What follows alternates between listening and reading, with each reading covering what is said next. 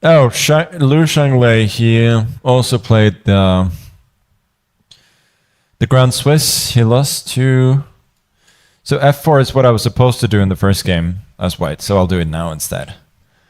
Lu Shanglei, he lost to somebody in the Grand Swiss in the last round. Who was that? Ugh, I just saw it earlier today. Now I cannot remember. Regardless. Now we've already got ourselves a good version, I think, of the Grand Prix Attack. Since now I can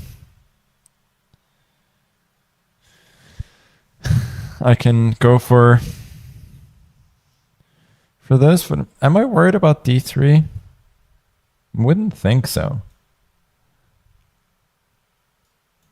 Well, now I think he's just forced my bishop to a better square and put his queen on a square that's not fantastic. The thing about the Grand Prix Attack is people go knight c3 first, not because they think it's a great square for the knight, but because you kind of want to prevent an early d5. Now he's really asking for... I don't know what it is, but he is asking for it for sure. I got ideas of this in knight c4. Let's give a check. Kind of the one f4 start inspires me to play for them tricks. It looks very promising. e5, if he wants to take that pawn twice, then the dark squares are looking very tender. And even here, we got bishop g5 coming, and I don't think he's very happy here. Yes, he might get a good bishop, but this square is looking mighty juicy. Knight can jump in here as well later on.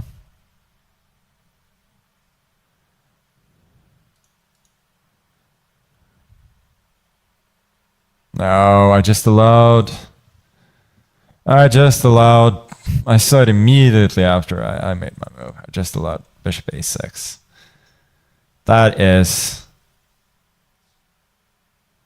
like kind of unforgivable laziness, to be honest.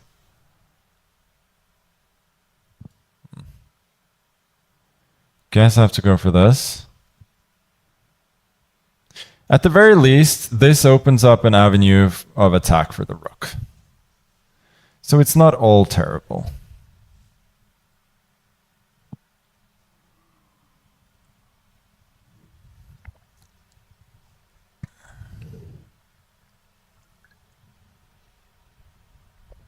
My position, at least from a practical point of view, is still quite promising, I think.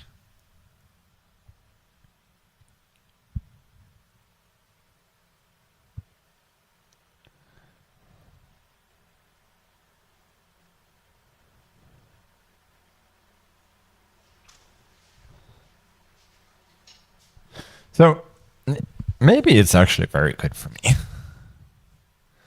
Bishop f6, ef6. Is he in time to protect everything there? I'm not actually sure about that. And he's kind of forced to spend oceans of time here. Okay, h5 is very logical. And I guess I'm going here. Continuing my attack.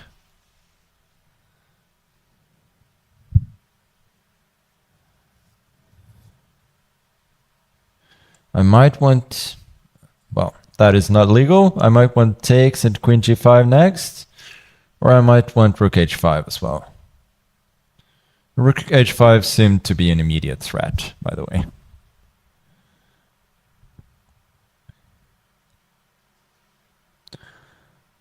So rook h5 and then bishop g7. I think he has to give up the queen, which means that with queen f1 or something like that to avoid mate. So that means that I'm at least much better. I think I should do that.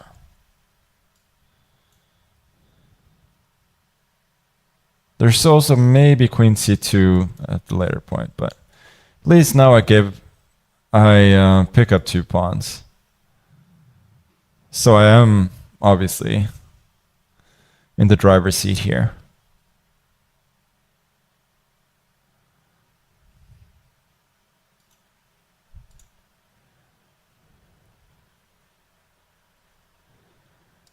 I think c4 feels reasonable, taking away this square.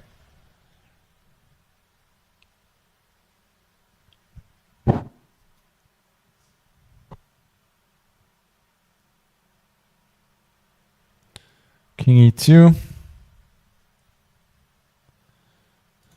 Well, it's running with the king, but I'm running with the pawn. And it seems that he doesn't have a ton of counterplay. No, that doesn't work. Now I got to check, and he has to go here. And I pick up 2 more pawns, and that should be the end of the game. He actually resigns, which is a little bit premature, but it's not out of this world.